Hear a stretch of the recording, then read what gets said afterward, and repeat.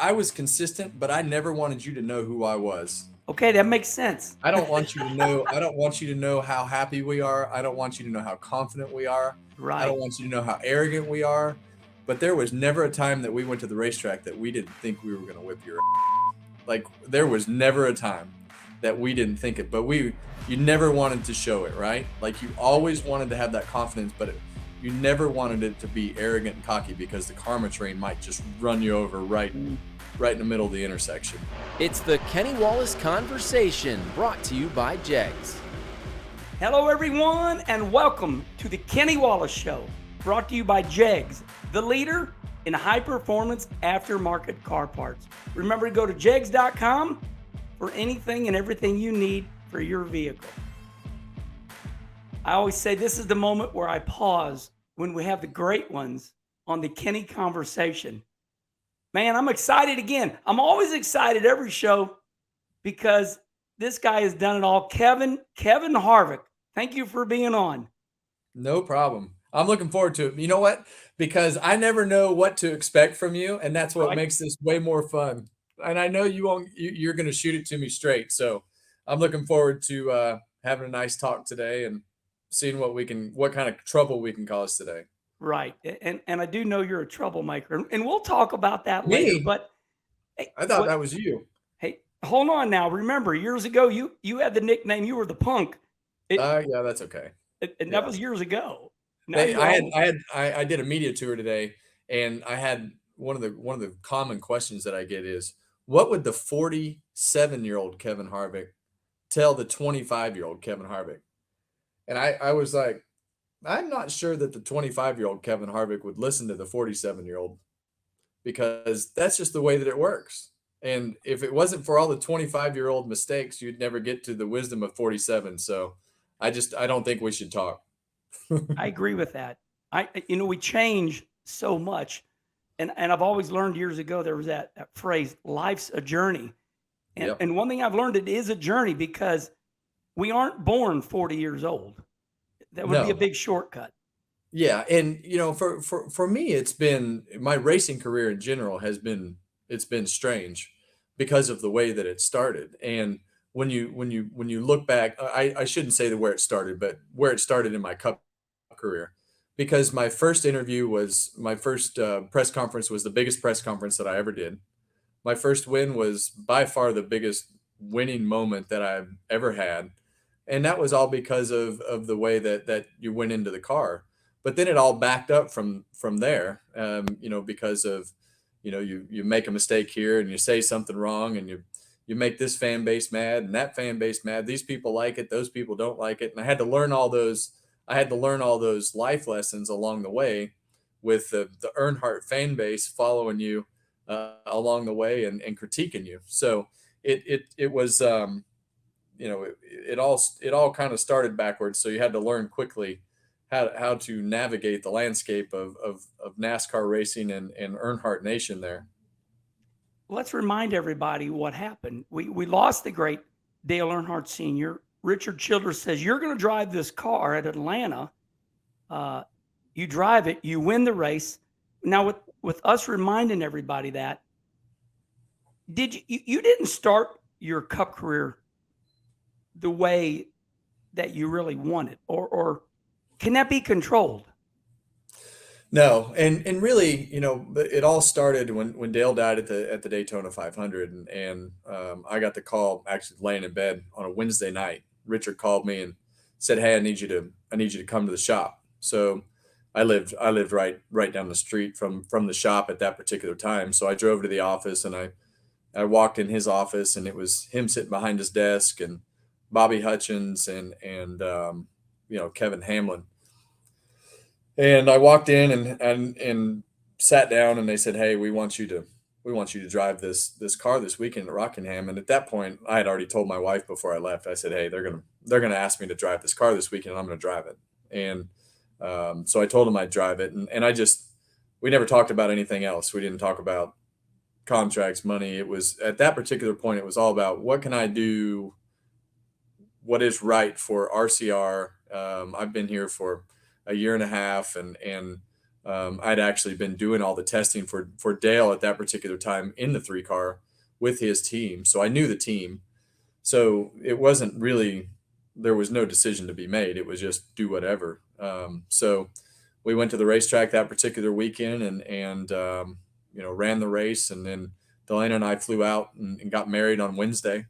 Oh my, I didn't know that. Hold on. Yeah. You, Yeah. you win Atlanta?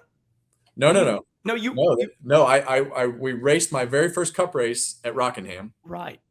We left that night and had the whole team and my family and her family. We all flew to Las Vegas Oh my. for what would have been the third race of the season and my second race. We got married on Wednesday night, and I got my first top 10 on Sunday in Las Vegas, and we flew home and got my first win the next week at Atlanta. So it was a big 3 weeks. Okay, this is something I never knew. It's not important for me to know everything whatsoever, but I think somehow that slid under the radar to a lot of fans. So at that time, first of all, I want to back up because this is Kenny conversation. We just go. You started this. I love this because I've learned so much. So this is during a tough time, and yet you're getting married, which is the happiest time of your life. Did you have to balance that? Well, when you go back and you look at it all, and it was really one of the best things that happened during that particular time frame because I had my whole team there. Richard was there. We had just gone through everything with Dale and all the downtime, and so it gave the team a chance to come out to Las Vegas and not have to worry about the race and not have to worry about everything that happened with Dale and everything that had gone on because of the fact that we were getting married and we were going to have a good time and we were going to get our minds off of it. So we got married and one other funny story that we had that weekend, Richard, I think he was born in I want to say 40 something. And Richard bought this bottle of wine. And it was the year that he was born. I can't remember how much money he paid for this bottle of wine. A lot, probably. But, yeah, probably a lot. So we're flying home, and I was flying with Richard because I didn't have any way to get to the racetrack. So I was flying home with Richard, and he was telling me about this bottle of wine. And he said, "You win a race this year, we're going to drink this bottle of wine." I had never drank wine in my life. The only thing I drank up until that point was the cheapest beer that I could find. Pabst Blue Ribbon. Yeah, something like that. So we went and won the race next week, and I reminded him. I said, "Hey, we're going to drink that bottle of wine," because I knew that the last thing he wanted to do was open that bottle of wine, and I was going to make him open that bottle of wine after we won Atlanta. So we go to his house for dinner, and he is nervous as crap opening this bottle of wine because he knew it wasn't supposed to be open. Kenny, we went through this process for probably 30 minutes of him trying to figure out how he was going to open this bottle of wine. He puts the cork opener in there, and the cork just immediately just crumbles. Oh my We gosh. strain it and strain it and strain it, and we finally drank the bottle of wine. And I didn't think it was very good, but it was well worth the effort to drink just because of the promise and the situation. Yeah, those 3 weeks. I don't know if you've ever gone back and watched that press conference at Rockingham, but I mean, it was nothing like I've ever experienced in my life. It was a dark, rainy, gloomy day. Appropriate. It was very appropriate, and it had this makeup, pop-up tent that they had put in because they had so many media that were coming to cover it, and I just remember looking out into that crowd of media and just, I had no clue what I was going to say or what I was going to do, and I knew none of them were there, because they wanted to be there. But it was there were some interesting times, but really we made it through that year because we decided to run all the Busch races. We ran all the Cup races. There were no testing limits at that particular point, so we tested the Cup car, we tested the Xfinity car, and they basically sent us off. They basically sent me off to race as much as I could. We ran our first truck race that year for KHI at Richmond, and we had honestly, myself and Delana and really the guys that I raced with on the Busch Series car at the time, we had no idea really the magnitude of what was happening. All we did was race. All the problems were masked until 2002, and then the bottom fell out. Trying to address everything that we hadn't addressed the year before. So I want to go back to that wine for a minute. Did he ever? Two questions about the wine. Did he tell you how much money he paid for that wine, that bottle? I swear it was like $15,000 at the time. I could Was be there wrong. sludge in the bottom of it? There was sludge in the bottom of it. There was. It was bad. That's when it's old. It was clumpy. It was And they clumpy usually and put a bad. little candle underneath there. It was never intended to open. Never intended to open. Nor it was probably never intended to drink. But we were drinking it. Okay, so let's go back to what you talked about, that rainy day at Rockingham. So I've been a big fan of yours for years. I think it's just because you kind of remind me of myself growing up, kind of a scrapper, just doing your deal. I was born in '63. I know you're a lot younger than me, but I've always liked your ways. So I haven't even got to the start of the interview, by the way. You're awesome. You're chatty Cathy today. I love you. You're badass. So we get to that Rockingham deal. We go through this whole first part. Did you realize right away that this was like a dream? This was not the dream you intended. At what point, at what weekend did you go, man, this was never planned?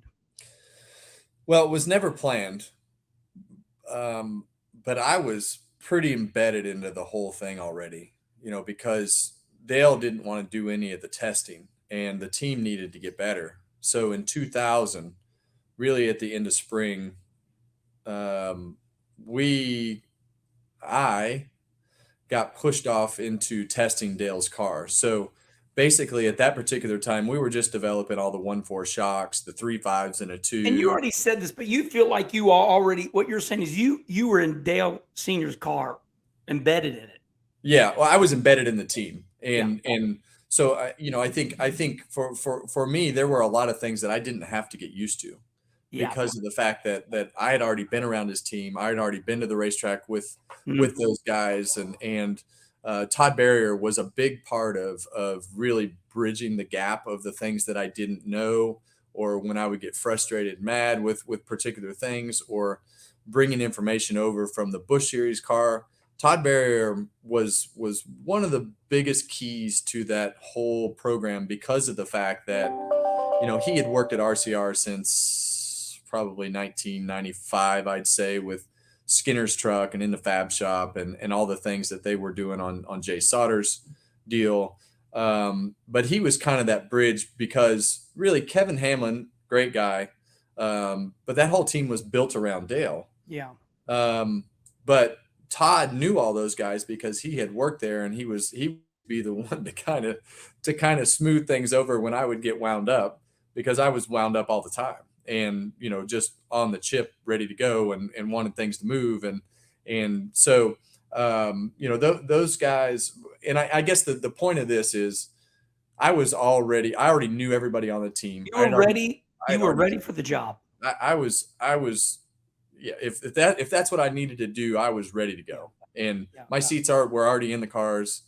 We had already been at the racetracks and we had already been testing. And I think, for me, we would spend days and days and days at Kentucky developing shocks and springs. And, the first time that Dale got to drive it, they went to the Indianapolis test, and everything that we had developed at Indy or at Kentucky, they took to Indy. And when they took it to Indy, he shook his car down, and then they took my car out that we had been developing with GM and his guys at the racetrack. Well, it went like 0.9 of a second faster than his car did. And he said, well, what's in it for springs? And they told him at that time it was like 3.5s and a 2, and it had all the new crazy stuff in it. Crazy. And he said, put that thing back in the truck. I'm not driving it. Right now, it's because because he I mean, he's probably a lot like Rusty was. You had this spring and this spring and this spring and this spring, and you could change it a few 100 pounds in each direction. But when you started talking stuff like that, the motor was all raised up and it had all the new, the new direction of the sport. He was not thrilled about them not telling him what was in that car, but it was way faster.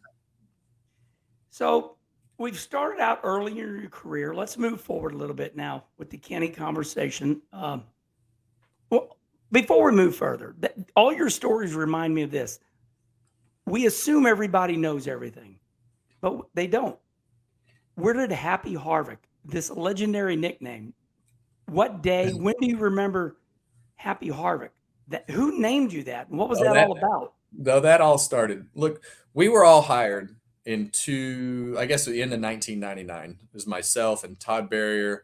I guess Mike Dillon was the driver of the 21 car in those days. Lance, what was Lance's last name? Dieters. Anyway, I can't. The whole team. The whole team was hired, and we were just a bunch of young kids. But we had nicknames for everything, and so for me, every time I came in the shop, I was happy. So I'd be and bouncing around, and they called me Happy. So that's, if you see my pit sign today, that smiley face, that's where it started, and I've kept that smiley face from the year 2000 all the way until today. That's been the happy smiley face, but it all started in the Busch shop at RCR. They called me Happy because every time I walked in the shop, I was happy. And that makes me happy because that makes me happy. You thought it was some sarcastic BS around. I thought you were mad one day, and they did it's like the big guy they call Tiny. Yeah. I thought you were going to, and here's why. And this is another conversation. Whenever you won from day one, from my perspective, when I would see you win, you were always consistent in my book. Now, when you went back to Delana in the motorhome, and then when the kids came along, tell me, were you always in Victor Lane? You were always seemed the same. It never seems like you celebrated more or less. So, were you always like that, or were there wins that you were more excited about? I think for me, I think the one thing that a lot of people don't realize is you were consistent in your happiness, is what I'm saying. I was consistent, but I never wanted you to know who I was. Okay, that makes sense. I don't want you to know. I don't want you to know how happy we are. I don't want you to know how confident we are. Right. I don't want you to know how arrogant we are. But there was never a time that we went to the racetrack that we didn't think we were going to whip your ass. Like, there was never a time that we didn't think it, but you never wanted to show it, right? Like, you always wanted to have that confidence, but you never wanted it to be arrogant and cocky because the karma train might just run you over right in the middle of the intersection. And, I just really, from the very beginning, and I think that's something that carried over probably from back in the day with my dad. Like, you just always just wanted to just absolutely annihilate anybody, anytime, if you had that opportunity. But when you were the one getting annihilated, you never wanted them to know that it was bothering you. Yeah, you didn't get me. I still win. Yeah. I'm the greatest, not you. That's right. Yeah. And so I think for me, and that's what's been fun about this year, I don't have to worry about next year, is now you can tell all these stories, because I mean, a lot of it is a show, Kenny. Yeah. Right. Like, it's really just it's a mental game of, all these guys are friends. And even if we were friends, like, I'm never going to open that door all the way to actually let you know how all this functions, because I want to help you, but I don't want to help you enough to where you can beat me, because what we have is a good system and good people and good things. But in order for the food to keep coming on the table and everything needing to keep showing up, I need to keep beating you. So I've always been very cautious about exactly how far you open that door to your competitors. I like what you said. So to capsulate that, my brother Rusty says, "Boy, you come up with these fancy words every once in a while, but capsulate means you were happy, You were consistent because you didn't want the competitors to really know you so they could use it against you. Right. Right. Yeah. I get it. Yeah. I mean, because at some point, you know how this deal works. At Yeah. some point, somebody's going to If I know weave you too in good. there and they're going to make a story out of this. And then this guy's going to get to that guy. Because if you tell everybody that you have the greatest tire guy in the world, at some point, every guy in the garage is going to hire the greatest tire guy in the world, want to Or hire try to run over him. Yeah. I mean, so if you've got something that's good, you want to be quiet about it as long as you can because you don't want to lose it. And you want to make sure that you show appreciation as much as you can in ways that won't let people into why it's actually going good or how excited you are. So I've always been pretty guarded in that aspect. Now I know why Tony Stewart hired you. Tony was our first guest, and then we went to Mark Martin, and you're our third. And you are the same as Tony. We never started the conversation on my notes until about 30 minutes into the conversation. I love you. So let's start the conversation of, it's like I say, look, it means a lot, right? So I got these notes. Let me say this about you, and just don't get cherry red in the face, but you've done it all. You've done it all. Okay. And that means that you're a NASCAR champion. You've won every big race that I know of. You are going to be a Hall of Famer. And that just, was clarified basically by yesterday or the day before. You were voted top 75, and we saw the video with, Piper. You love her so much. I saw you staring at her. But what I like about Keen is you can rough him up a little bit, and he can take it. So, in my opinion, you've done it all. So, is there anything else? I mean, I couldn't think of anything else. Is there anything else that is on your checklist in the NASCAR series? No. I love it. You're the man. No, I mean, obviously you'd always want to be greedy and you want to win more. But, I think going into this year, it's really rewarding to know that, we've been very fortunate. I've been very fortunate to have won the big races and won a championship and won the Xfinity championships. We've been on the ownership side of the championships in the truck series. I mean, there's no reason to get greedy about it at this point. So why get greedy? Of course, our goal this year was to be competitive. If we get more wins, I'm fine with that. If we win a championship, I'd be great with that. But I'm not going to be happier or sad if we don't do either. I'd be sad if we weren't competitive, but we've been competitive this year, so that part's going to go fine. But really, this year was because the way I wanted to do it, Kenny, was to just go to the banquet, walk off the stage, and say, "See you guys. I'm all Would done." you flip them off? Would you? No. I wouldn't do that. No, no. Okay. I'm look. The thing that people got to remember. No matter how happy or sad you are with NASCAR or racing in general, it's still my life. Like, I love it. I love racing. I love NASCAR and the things that I've been able to do in NASCAR racing and the things that it has granted me to the way to live my life and do the things that I do. I mean, why should I ever be mad about that? Right. Like, Right.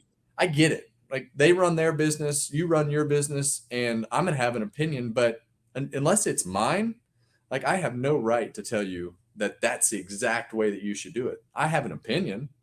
Yeah, I think we all have an opinion, right? Of what's better or what's worse and whether they listen or don't listen. But really the goal this year was to be competitive, but tell that story. How do we have fun with it and tell the story of 30 years of racing and 23 years in the Cup Series, and fortunate to have a lot of success, and let's celebrate it. Like, I would have never done that before because I was worried about, how that would be perceived. But really, with the way that it's gone and the way that everybody's, been able to look at everything and all the stuff that Stewart Haas Racing and all the NASCAR folks and everybody has captured, and going back and reflecting on all those moments, it's been great. And we've had a good time with it. I get to drive the 29 car again. I saw that video of you and Richard. Yeah. At Darlington. And we all with the throwback. They're doing the throwback cars at Darlington, but driving the 29 Cup car at the All-Star race is going to be pretty neat. So it's just good timing, to call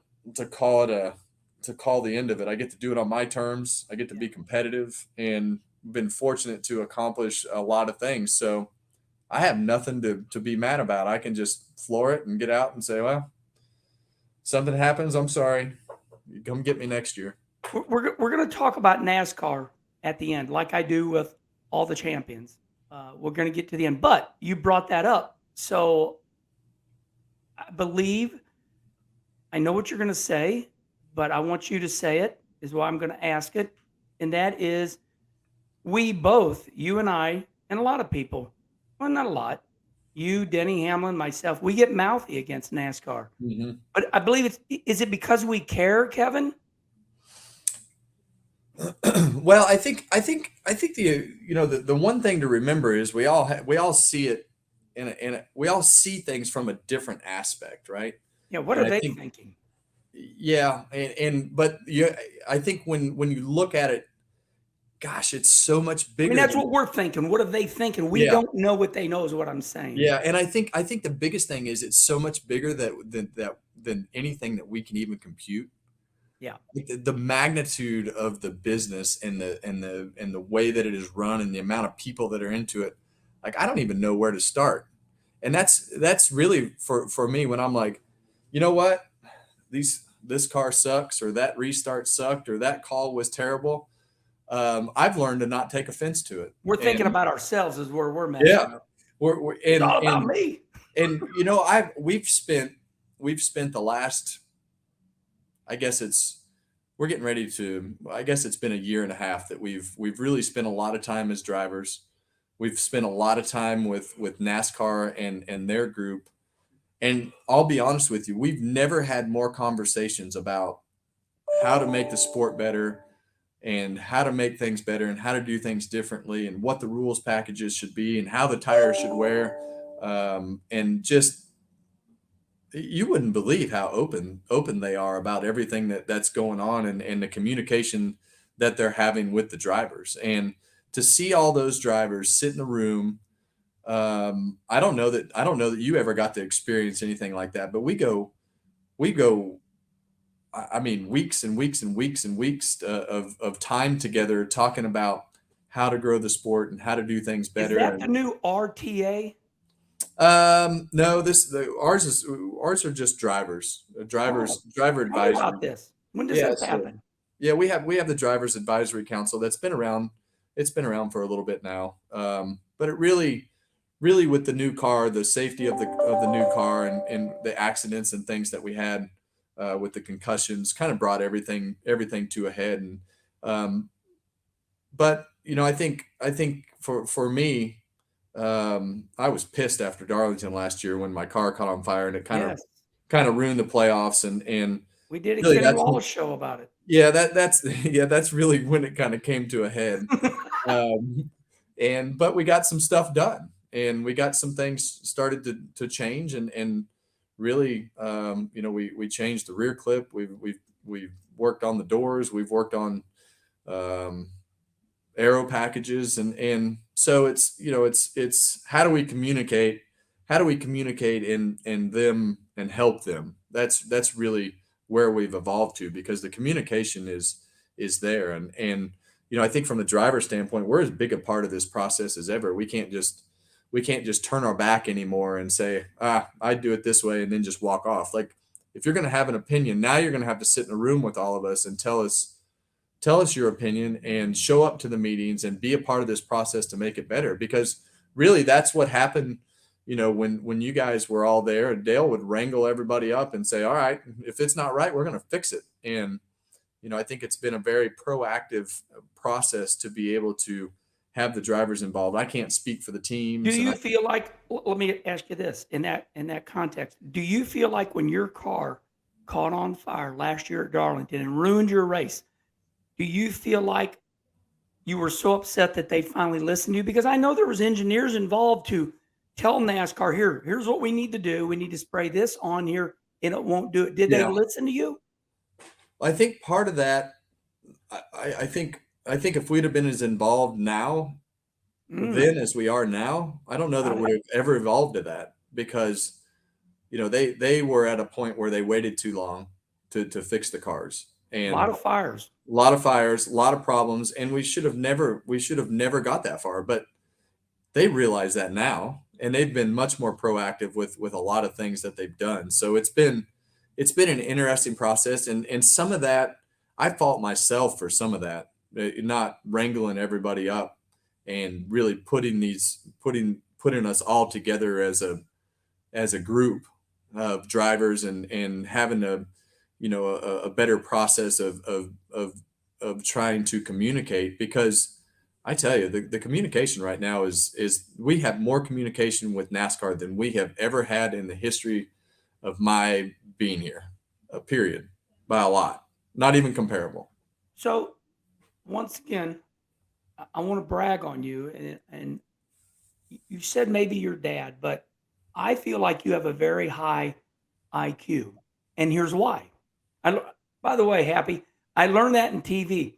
My boss has said if you're going to say something, tell them why. So I feel like you have a very high IQ because at a very young age, even though you shut it down, you were brave enough to start a truck team. Uh, you started KHI management. You're managing some of the greatest athletes in America, and then you're talking right now about gathering. You should have never been in that position. Does that come from your dad or your mom? This high IQ of young and knowing what you want, you go at it. I think I think this is something that probably is lacked in today's world. I think my IQ is not very high. I Really, think a I lot think of it it is is. I think a lot of it is common sense, Kenny, and Yeah, just paying attention to what is around you you got some because really good stuff. You um, control your sponsors. yeah, well, and a lot of that is just relationships, right? Like picking up having your sponsor's birthday in your calendar and sending them a text and telling them happy birthday. Like that's pretty difficult. You control your sponsors. How many drivers can say that? Well, and a lot of that just happens because, in the sponsor situations, that really comes from just relationships, right? Thank you, Because Carl. it's not all going to be here.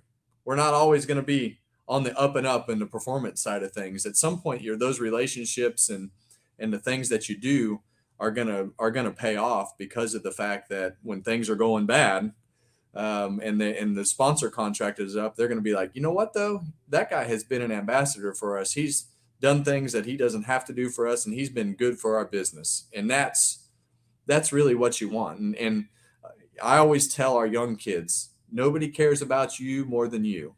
Period. So if you want to be successful, pay attention to what the hell's going on. Pay attention because if you don't pay attention and take your own career into your own hands, shake some hands, go above and beyond to do people, if you just do what you're supposed to do by your contract, you won't be here long. You won't be here 23 Yeah, years. I promise you that. your talent speaks for itself. I mean, there it is, right? You win all the time. You win championships, but I'll be honest. I'm most fascinated, and I've had some 1 minute conversations with you. You know, uh, I'll never forget at the Atlanta racetrack. Atlanta was always an Achilles heel for me. I could not. I grew up short track racing, chopping the corners, letting off the gas, getting on it. And I finally looked at you at Atlanta. I said, Kevin, and I was depleted. I was in my 50s. And I said, teach me how to drive this track. And it's early in the driver's meeting. And you put both your feet on top of my feet. And you taught me your technique. Uh, I'm not going to share it here because I don't guess you guys don't use it there now, so we might as well share it. Yeah. But I want to share that with everybody. How did you learn? You were when you were winning everything there. And I mean, you still were going to win, but you were letting off the gas 90%. You were dragging the brake, never fully getting out of the gas. Did you learn that technique? This is what I'm talking about. High IQ. Yeah. You learned that technique right away. But you grew up at Bakersfield. Where did you learn that gas brake system? Yeah. Well, I think the first thing out of that question is you learned that I like helping people. I love to help people, but I just don't like helping people who don't want to listen. Mm. And if you're not gonna listen or you're gonna be a jerk, I'm not gonna help you. It helped me big Yeah, time. well, I like helping you because you're not a jerk. But and there's a lot of people that just won't listen. They'll be like, there's no way that'll work. You just went out there and did it, and it worked fine. But I think for me, I grew up in Bakersfield at Mesa Marin, and we always had that big lip on the bottom of the racetrack, Right. and you had to hit that lip. No, you didn't have to. You could run around the normal, Go but faster. you could take a piece of crap car and compete with it if you could hit that lip. Mm. And it was all about setting the car on the lip, ride it in with the brake, set the front down, get the thing on the lip, and then touch the throttle so that the car would set and you could drag it around the corner. I'll be darned. I think a lot of that started there because Schrader used to tell me, I used to tell him, well, you just drive it like you do at Mesa Marin. He used to tell me I was an idiot. But It's funny because he's a great dirt racer. Yeah. He's the one, Yeah. Schrader's the one that taught me there's 1,000 different spots in that Yep. gas pedal. Yeah, there's 1,000 different spots, and I think as we tested and tested and tested, God, Kenny, that was one of the things that really has helped me, through my career, was our motto, and still I tell my guys this a lot today: evolve or die. Like if you want to stay around here, you better not think that there's not something better waiting around the corner, because there is. And there's a better technique, there's a better way, there's a better setup, there's a different way to do it. And when you really start looking around and you see all the different people that are doing this, and then you start talking to them and you can say, man, did you hear what that guy said? That's a dumb idea. Or you can walk away and say, man, you think we should try that? Maybe there's something to that. We should at least try what he's talking about. That's probably the proper way to do this so that you don't wind up on the dead side of things in the evolution of our sport. Because as you know, this garage and this sport evolves so rapidly. And if you're out of the loop for that long, you're in big trouble. Yeah, I think this is where you need a couple nicknames. It's Happy Harvick, Sneaky Harvick, High IQ Harvick. Well, if we don't get going, we're gonna have a 2-hour interview, and my manager Charlie Marlowe would say that's great, but let's move on to now. You've done so much that we need a 5-hour conversation, and I know I don't. It's not exaggerating. You have done it all, and you said that you really don't have everything else on your list. So let's wrap that up and let's move forward. I remember Dale Earnhardt Jr. making fun of me. Now, love him, but year 2000 something, we're at Charlotte. I get lucky, qualify like 4th or 5th in the Square D car, and it was his first race. And he made the race, and all the media was down at Dale Earnhardt Jr. He made a smart ass comment to me. He said, "Oh, you're doing TV now. That means your career's over." It really pissed me off. No, it didn't piss me off. It hurt my feelings. So my question to you before we get into TV, when did that change where now everybody's doing TV? Okay. When did that change that if you did TV, that meant you were cool? They asked you to do TV. When did that change? Well, that really changed when, we started, I guess, I went into the booth. When was it okay? Let's put it that way. Yeah. They had you in there 10 years ago, it seemed like, during the Xfinity races. Yeah, we started going up there during the Xfinity races, but You made it cool. I don't know if I made it cool, but I think you made it acceptable. I think, yeah, and I think your team had to make it acceptable too, and you had to be willing to take the time. But as that all evolved, being in the booth, the teams and the sponsors started asking questions. Well, why aren't you in the booth? And why aren't you spending more time up there? So you were the brand. When you start doing stuff like that, you put pressure on the other guys to do more work because of the fact that you're doing it. And then their teams and their sponsors are asking questions. And so, really being in the booth that long and developing those relationships with Fox and spending the time up there, it really paid off, I guess, 10 or 12 years later, because of the fact that I'm going to be in the TV booth going forward next year. And you got all those reps, right? You got all those reps in the TV booth with the producers and all the different talent that goes in and out of the booth. And it's such a different perspective up there, but This it is was kind of wild. Like you were ready for the 3 car. You're now ready for TV. right. Yeah. Because Isn't we've that already, something? we've already been through all the work and you, I always try to look at things as what's next. Right. And I Mm. think TV was always something that I thought would be fun. We took the opportunity to go in the booth and be able to start going through the reps and developing the relationships and understanding how it all worked and listening to yourself and whether you liked it, didn't like it, sounded good, didn't sound good, Mm. dye your hair, don't dye your hair, shave your beard, don't shave, I went through whatever it. it is, right? I exactly went through it. I told Jacob Ullman, I said, Jacob, I'm gray haired. Here's Regan Smith. We had a great talk. I said, I'm going to quit. I'm going to go run my dirt car. But you're so real. I did think about my gray hair, and I did dye it because I thought it made me look younger. But let me ask you this. 10 years ago, when you started doing TV for the Xfinity race on Saturdays, in the back of your mind, did you think that Fox would hire you to have the biggest job in NASCAR TV and that's be in the booth and call the races in 2024? Did That you was think the that would intention. happen? That was the intention.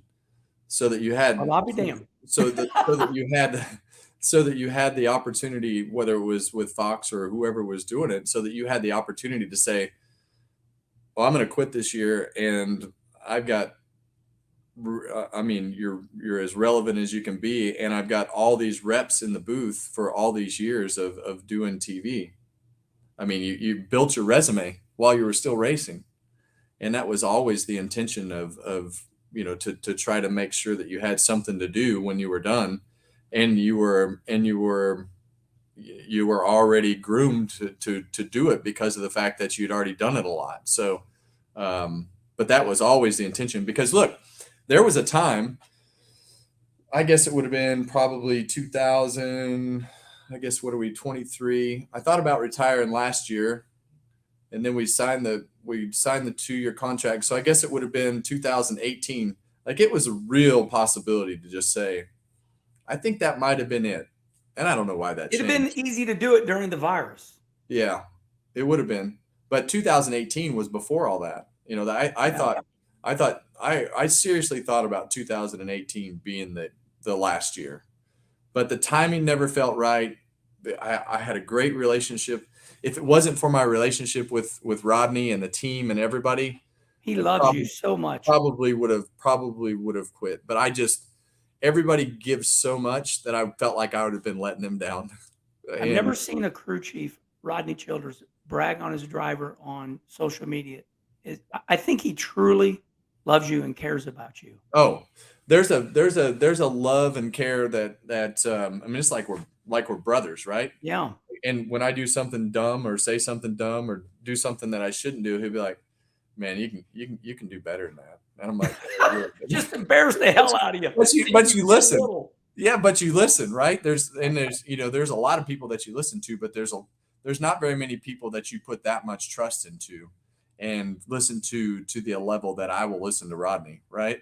And when you find like, I worked my whole career to find a crew chief like that. When I was like, yeah, maybe I should just quit in 2018, I'll be like, I don't know.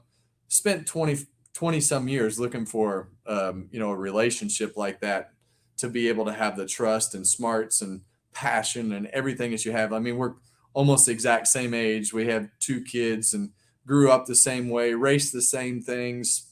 And he's calm, I'm hyper. Opposites attract. There's just so many things that are good about it, and have been good about it, and have, he believes in that evolution of the sport and how things evolve and how to make things better, and believes in the people. And I've just never, it's hard to find a situation where you come in and you're like, man, that was a horrible day. And he'd be like, man, our car sucked. I'm like, never one time would he ever say, man, you drove like shit today. Yeah. He would never say that. Nobody's perfect. But he would tell me, hey, you might want to look at this. You know what? You might want to do this, or you might want to do that. Yeah. And so he's just, I don't know, from the very beginning, he was honest with me, and he said, Kevin, I don't want to be yelled at all day. He's like, I'm not going to put up with the fighting and all the BS that go He along laid with the it. law down early. And he was just totally upfront with me. And it really made me think about, okay, who are you? What are you doing? And we got done, and Rodney signed up, and I told Delana, I said, we're selling our house. We're Ooh, moving to a different town. We're selling our cars. We are starting from scratch. We are purging. I got rid of everything I had. We moved to Charlotte. And when I went to work for SHR, we started with an absolutely empty, clean sheet of paper. And I said, and he said, he told me, he said, I don't want you to think about anything that you've raced. I don't want you to worry about springs. I don't want you to worry about shocks. We're going to come in here and we're going to build this together, and we're going to develop what works for us. And he's like, I don't want to hear about anything that you've done. I'm okay, like, hold on. perfect. Okay. You got me in the left rear quarter panel right now. Let's go back a little bit. So, and straighten this out. Are you telling me that you and Delana, right sized? Remember we talked about that. Yep. You started having all this stuff, and you right sized. You got rid of everything. Are you saying that Rodney Childers was a part of that equation, or was it just Absolutely. timing? 100%. It was all, he was a big part of that. And he was, it wasn't, I mean, it really made us stop and look back at things and say, yeah, if we're going to be all in, we're going to be all in. So we sold the teams, Truck we team. sold our house, This we is sold big. our cars, we purged, we bought a new house. We changed everything, Kenny. And it was to start from the beginning to win and put yourself in a position to be a part of the team and the effort that was going to go into your car to make sure that you were focused on Cup and the things that you needed to do to be successful in Cup. This is absolutely fantastic. I love the Kenny conversation because I always was, and don't take this wrong because I care about you. I thought the reason you were purging was to have children. Well, it was all in the same time. But Okay. you got to remember, we already had kids when I went to Keelan was already born when I went to Stewart Haas Racing. Okay. But the process had started 2 years before that. Like I signed that contract to go to Stewart Haas a year and a half before my contract ended at Stewart Haas, and we had started selling the teams. The plan was to purge everything and start over. This is fantastic. This is good stuff. That your key. What you're saying is total focus. You and Delana went total focus. Yep, that was the plan. We wanted to start a family, focus on the Cup car, and not see anything that we had done in the past. It was all new beginning, and we stepped way out on the limb to go and do that with everything. But we talked about it for years and executed the plan for years in order to try to put ourselves in a position that it was the focused on the prize family of having kids and focus everything around the Cup program and making sure that you won the races and did the things that you wanted to do. Otherwise, you'd look back on it and you wouldn't be sitting in the last year saying, well, I'm okay if we don't accomplish anything else, but that's not the way I want to end it. Yeah. But I'd be okay. This is the point that you wanted to sit at, being happy with the fact that you put everything in. You were all in, pushed it all in. I'm going to tell you this story, and I want you to comment on it. I watched the interview. They were interviewing the world's wealthiest man at the time, maybe 10, 15 years ago, Warren Buffett. And they said, Warren, you talked to Alex Rodriguez, the great player with the New York Yankees. What type of advice do you give A-Rod? And he said, play baseball. Don't be out here trying to start these companies. Yeah. Do what you do best. It sounds to me, is that what you did? 100%. Kenny, we started this housing development one time. I love it. We started this housing development one time. We bought this housing development. I'm like, you know what? These people are making all kinds of money, and I'm going to do this and I'm going to do that. Everything crashed. 2000. Timing and circumstances. I bought it in 2007. By the time it was all said and done, I was the only one left with any money. I owned the housing development. Wow. And from that day forward, we sold the housing development eventually and worked ourselves out of it. And it worked out fine. But from that day forward, I told him, I said, you know what businesses we need to be in going forward? Unless it has 4 wheels and tires on it, we are not doing it because we don't know anything about anything else. We are going to work to race because Is that where KHI came from too, a little bit? No, I think KHI was really more Management. of the management company. Well, KHI started because it was really, I just wanted to win a truck race because we had never been able to, with the family team and everything that we had at Spears, we were never able to win a truck race. And I didn't want to go through my career and say, I raced trucks, but I never won. And really the KHI team itself started because General Motors came to us and said they didn't want to get beat by Toyota. So they gave us a sponsor, they gave us the engines and helped us start the team to go truck racing. And that's really where it took off to the point of being more than a hobby. That's really when it turned into a business. And then in 2005, we had the truck teams already running, and Tony came to us. He didn't want to drive for Joe Gibbs, and he said, will you build me some Busch cars? So that's how we started the Busch team. I remember this. Tony didn't want to drive for Joe Gibbs, so he brought Mr. Clean and all the Old Spice sponsorship to our team because I don't know what was happening. But so we built Tony's Busch cars, and then that started the Busch Series teams because Tony wanted to race those cars. And then when we shut it all down, I kept, let's see, 1, 2, 3. I kept the three or four main people from, I guess 3 from KHI. And in all honesty, it's like everything else, Kenny. You're just sitting, having a conversation in the right spot, right time, feels good, and it all works out. Well, I was sitting in the infield in 2012, and the Tap Out clothing brand brought a bus full of fighters to the Texas Motor Speedway. Here's the story now. This is where I want to hear. We had just sold all the race teams and the buildings and everything. We'd sold them to 3 or 4 different people. So we were out of racing. But I kept my 3 main people because I knew I wanted to do something different, just didn't know what. And I wanted my stuff to continue functioning well. Mother function, yeah. So in 2012, Tap Out brought that bus of people, and I'm sitting in a chair with Donald Cerrone, cowboy, yeah, drinking a Budweiser, and just watching the race, hanging out in the infield. Met him for the first time. He invited me to a fight.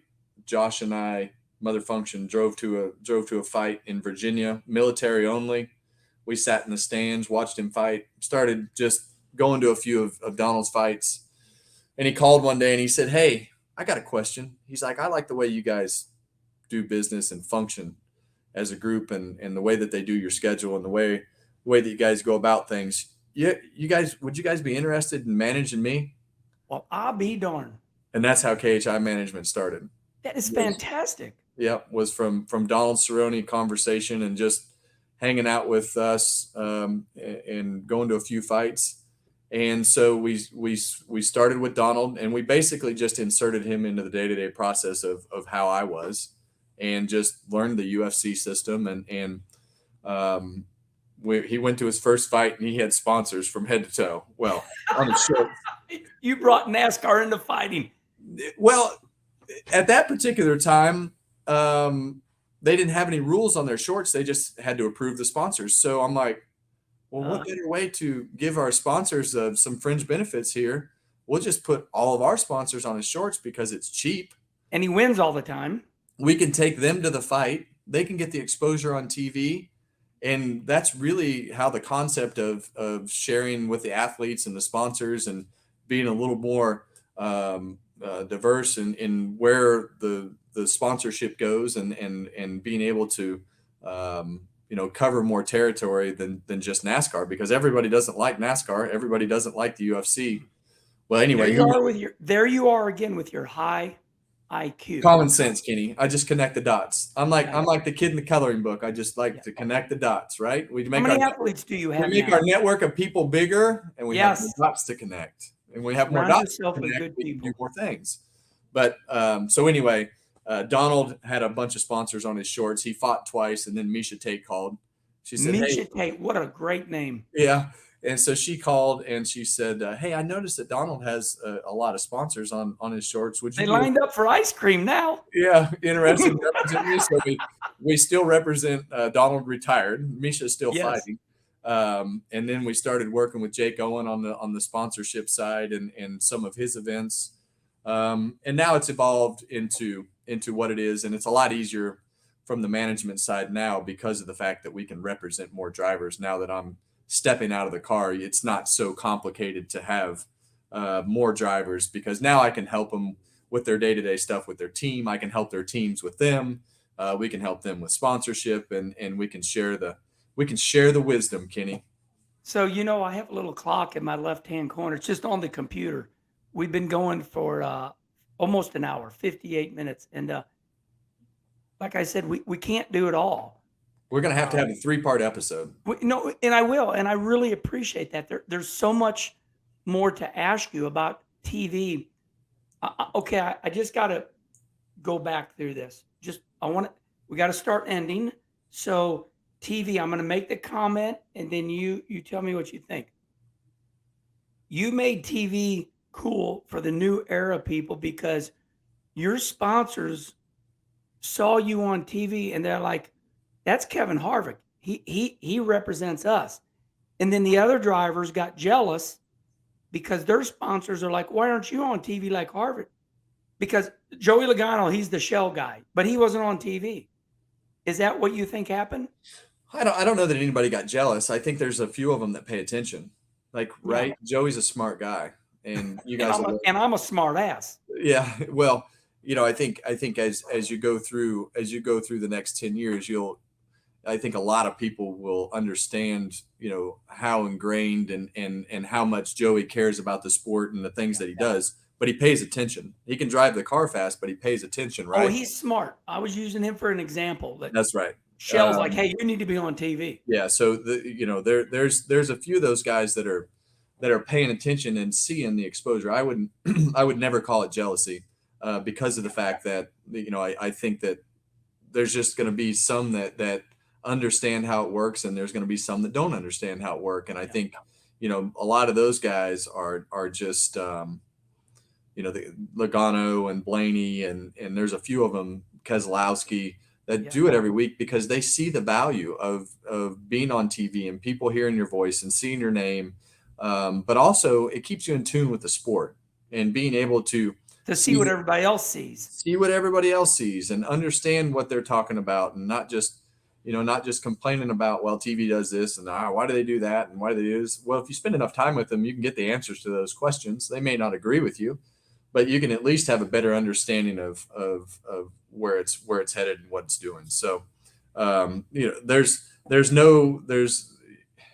and you hear this all the time. You probably know this as well, but social media is great, but it doesn't come close to the exposure that you get on TV. So that's why we're all here, is to be on television. You want your car on TV the most. You want your name set on TV the most. You want the most exposure. The most exposure brings the most value, and more value means you can buy more tires, right? More power for Keeler and his go-kart. Dollars creates cubic speed. All right, so here's the tough part. This is where Charlie's going to edit it up, and this would be that 10 or 15 minute section that we do with every person that comes on the Kenny Conversation. And I don't want to get you in trouble, like I told Tony, and he didn't. And same with Mark Martin. So here we go. Your opinion on NASCAR, and I'm going to give you the order. So your opinion on the way NASCAR is going about these penalties and these fines. Well, I think that the intention was to stop all the garbage, right? Was to stop, I think unless they know it's real, then they're not, then the teams are just going to keep going. So you got to remember one thing. The teams have been as much a part of designing these rules and penalties and the way that this goes as much as NASCAR has been. So I see it from a different perspective, because the teams and NASCAR are the ones that have come up with a lot of this stuff, as far as the penalties. But in the end, I think in order for this car to work, like I think that you have to be, if you're gonna treat the body and the engine and the tires as a no go policy, you have to be strict. And let's face it, if you're the guy owning the team, it's a big money game. And So, I so don't. you're saying that the car owners, They have to engineer, deter the teams. They have to deter yeah, the teams from. they asked for this car and They asked to asked be for this put in this car, car. and they asked for this car, and they asked for tougher rules. So you can't have it both ways. Right, I got you. Okay, so well, let's just talk about what you just said. The next gen car, that's the name of it. I'm going to phrase this in a little different way than I did Tony and Mark before you. Do you like this car? If you were to design the car, was this the type of car you would design? I would not have designed it this way. What would you have designed? What would you win after? I think that's a loaded gun, right? Because Don't get yourself in trouble. that's a loaded gun. But I think, look, this car is a lot like the car of tomorrow. Mhm. When we started the car tomorrow, it was the biggest piece of crap that you could ever put on the racetrack, right? And all Yeah, we and did a was wing on the back. Like, all what's we that? did. Like, you remember, yeah, it started with a wing on the back Put a of turd it. on the back of the car. Oh my God. So all we did for 5 years was change that car. Yeah. And that's the bottom line. Like the car has not performed how everybody wants it to perform. A lot of the aerodynamics are made on the bottom. It didn't crash well. We've made that better. But we got to make it race better. Everybody knows that. We got to make it race better. And I think a lot of that is going to come through the aerodynamics of the car. There are a lot of neat things about the car. I think the way that it shifts and, the wheels and tires and the thought process of how it's supposed to be. But right now, that none of that matters until we get the racing exactly right. And that is all going to come through making the tires fall off more, getting the aerodynamics right. And it's, there's just going to be some things that have to be overhauled. How I would design it, I think the design of the car, I think, was done a lot with a sports car mentality. And, I think that the teams have fixed a lot of when we had the car tomorrow, the teams fixed all the problems, right? Because they just went to their fab shop and said, oh, we got to cut the clip off. Oh, we got to cut the roof off. And we put a new one on, and it was done in a week. Now, that is not possible. When you want to change something, you have to go to the manufacturer, you have to go to the teams, you have to go to NASCAR, you have to change rules. I mean, it is a long, long process. And, I think that's the part that everybody's trying to go through right now is the process to change it is slow. And So when it was before, the teams would bail you out because they could fix things so fast. in my mind, I'm thinking to myself, and you just comment on my thought, because I'm trying to keep you out of trouble. I'm thinking, why did they design this car? Oh, I know why. Because I know the car owners went to NASCAR, and I believe maybe, this is my theory, I don't know this, Roger Penske won them over. Maybe Chip, that Chip Ganassi isn't in the sport anymore, but these IndyCar type owners, hey, let me buy this car from Europe, comes in a crate, I bolt it together. Am I way off on my thinking? And it's okay if I am. Yeah, I don't know the specific. I've tried to stay very driver specific and work on the things that we can work on because that's why you're happy. Well, no, I just the owner side of things and the owner NASCAR relationship, I just don't know a lot about because I don't know the inner workings of it to the T, and that's why we've tried to stay so driver focused. But the thing that I will tell you is I think in concept from the beginning to get the cost under control and do the things that we needed to do as a sport in order to do that, the theory of the car is correct. I think it's just going to take a little bit longer to get the racing where we want it to be. And it's just going to be a little more expensive for a few more years than what they thought. And I think the runway to the car and the concept of cost and the things that go with it is just going to take a little bit. It's going to take a couple years longer because of the fact that they're just going to have to, they're going to have to change some things in order to make it right.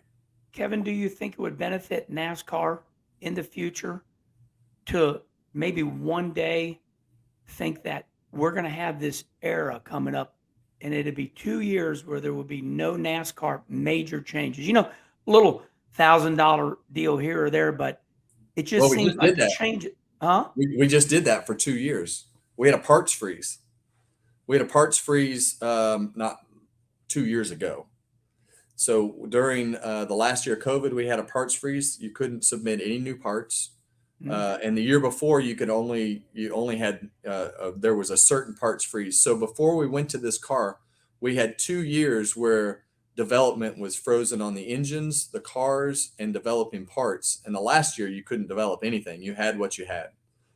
So we've been there, and they know how to do this. And I think when we went through COVID taught us a lot about how we could function as a sport. And I think COVID also saved our lives in delaying the next gen car 1 year to be able to develop it to the point where they released it. But COVID taught us a lot about the processes of how we could function as a sport. And through all those parts freezes leading into what led to the next gen car to help the owners absorb, some of the savings of the last 2 years of that car, of last gen's car, before we got to next gen. So there was some good things that came out of COVID. I'm going to say this. Tell me if I'm full of crap or not. Wilkesboro and our dear friend Marcus Smith, who's a dear friend of mine, I'm doing the NASCAR race day shows, gets a $7 million grant, for COVID money. And maybe that saves the North Wilkesboro Speedway. Am I far-fetched? No, I think there's a number of good things that came out of COVID for our sport, and I think the efficiencies and just kind of how fat the sport was, and pushing ourselves to just get to the racetrack, right? Yeah. And we were did that. spending too much money. We were spending way too much money, and we're still spending too much money.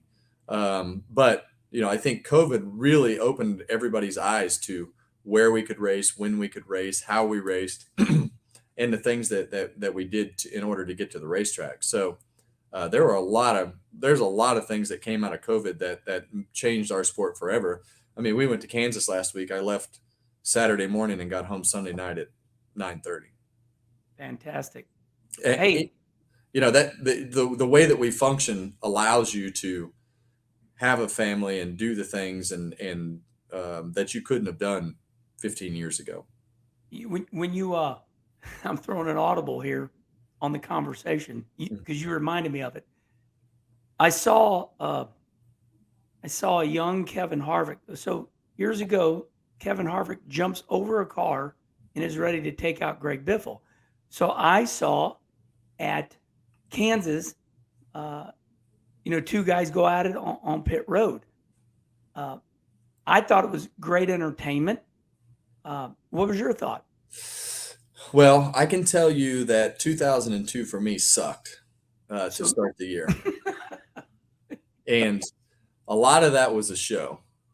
So you didn't need to jump over that car, but you thought, I'm going to go at it. If I had been running good, I wouldn't have jumped over that car. Right. But I think sometimes, in order to keep yourself relevant, you got to do some things that are a little far-fetched, right? Right. In order to keep it entertaining. Man, Did you like it or not? This weekend? When Ross Chastain reared back, I mean, that was one of the most solid landed punches, I think, in NASCAR history. Yeah, my opinion. Ross gets a lot of grief, but he didn't do anything wrong there. He was just standing next to his car, and the guy came down, and he told him twice. He said, "Stop," and then he just pounded him. He was pulling him around like a little bitch, like he was his little baby. I wouldn't have took it either. I get torn on this, Kenny, because I don't like it. I think when the security guards and the officials and everybody are there, and you see something like that, you see one guy get a shot in, like if they're going to fight, they need to let them fight a little bit. Yeah, Noah didn't get a punch. If they're not going to let them fight, we look silly. Yeah. Yeah. Did you feel bad for Noah Gragson not getting that punch in? I did a little bit. Yeah, I did too. And I think for me, there's just something about it in everything that we do in today's world that I wish they would just fight in the parking lot and we'd never know about it, right? Like if it's that big a deal, like just go somewhere else. I don't even know that I don't even know that I like that it actually happened. Yeah. Wow. Are you going soft? I'm not going soft. I'm just looking at it from a professionalism level. I don't know. I don't know if we look professional or we don't look professional, because sometimes I watch late model races and I watch them just look like a bunch of idiots chasing each other around the racetrack with jack handles and stuff like that. It's entertaining to watch, but how is it, how does it look from somebody that is watching from the outside? I don't know. I'm torn because I feel like if you walk down there and you are looking for a fight and you get punched in the mouth, it's okay. But I don't know. It's like it all felt weird to me with the way that the crew guys were back and the officials were standing right there, and then you got the security guards in, and one punch in, it's like, oh, fight's over. So I don't know, but it was a good shot. Swing first, swing hard, Ken. You're making me keep going here because it's so good. I raced my dirt car inside the dome last year in December, and I watched. Where the Rams played football. So I have to go through the last chance race. There's a lot of cars there, but it's called Win and You're In, and I had to win it. And I sent the car. I biked up a lot, and I win the race on the very last lap. And all of a sudden, I can hear there's like 30,000 people. I can hear, and I was just in defense mode. I'm like you are. I'm like this. I got to win this race. I win it, and I forget for a minute, and I look around, and I'm like, oh my God, I got to do something. I just can't, So I get up and I do Ric Flair, and I got out of the car, and I knew I had to do something. I thought I couldn't go wrong doing Ric Flair. So, are you saying that sometimes it's okay to entertain the crowd? 100%. Wow, I like that. You have to. Look, that's why those people are there, right? Sometimes you got to think about what's happening. You got to think about the circumstances. You got to think about the moment. And maybe that's what Noah was thinking about, but it didn't turn out. We didn't get his punch in. It didn't turn out. It didn't turn out exactly how it should have been. But absolutely, you always have to think about entertaining the crowd and being in the moment and realizing where you are and what you're doing and how to capitalize on a situation and get the most out of it, because that's part of your job is to entertain those people, not only to be exciting, but they want to see the fire and the passion and the care and the love and every other feeling in the world that you have with what you do, because that's just part of how it all works. And I think sometimes you just gotta recognize the moment and do what you think is right. You got to jump up on top of that car, even though it's a B main. There's 30,000 people cheering for you. Yeah. There was more of them more videos shown of you standing on the car at that dirt race than the guy that won. Yeah, Kevin, you were fantastic. I really appreciate you so much. I want to congratulate you on. There's still a lot of racing to go, but I see all good things. I see what you're doing with Keelan. He's going to be a great race car driver. That little daughter, Piper, she's the love of your life. Delana is behind you. You got the most beautiful family. I love you. I want to thank you for teaching me finally how to get around Atlanta. I did run really good that race. But listen, everybody, that's it. Kevin Harvick, the man, he's done it all. And as we wind down here, remember the Kenny Wallace Show is now on podcast form. This one was an hour and 15 minutes. So on your way to work, you can listen to this on the way to work, on your way home. We're on Spotify and iTunes. And Kevin, thank you. No problem, Kenny. And make sure you don't tear that late model up. Yep. Tri-County.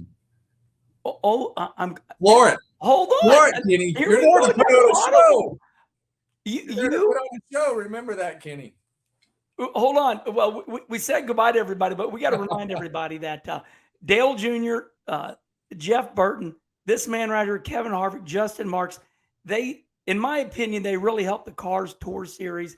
They own it now, and I'm going to drive the Cars Tour Series race. It's going to be May 27th at Tri-County Speedway. And you were the one that texted me, do you remember how to run asphalt? And I'm like, I got this. Hey, good job on that.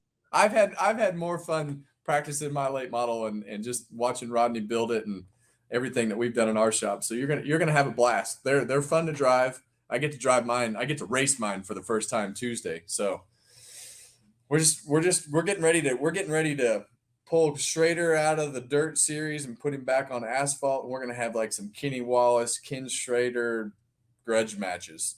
That's awesome. What do you think? We still love racing. We're not going to give up. We love it. We're never going to sit on the couch, and I know you won't either. That's my favorite part about racers is sometimes we all talk about this, screw that, screw this. We all love it so much we aren't going anywhere. I'm so tired of traveling until we get home one day and sit on the couch. All right, man. All right, buddy. Thank you so much, everybody. Once again, listen to Spotify, iTunes. We're in podcast form. Until the next Kenny Conversation,